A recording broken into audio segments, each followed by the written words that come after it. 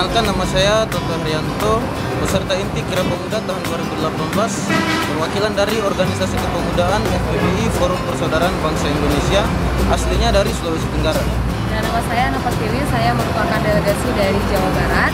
Saya merupakan peserta inti Kira Pemuda 2018. Apa manfaat yang didapat setelah kunjungan ke Geraha Tribun, khususnya mengenai ilmu jurnalistik? Ya, pertama kami mendapatkan pengetahuan yang luas terkait kode etik jurnalistik yang dipaparkan oleh bapak-bapak yang di dalam tadi. Kemudian bagaimana caranya agar kita sebagai seorang pembaca mampu menilai mana berita yang benar-benar akurat dan netral, dan juga mana berita yang mengandung unsur hoax dan lain sebagainya.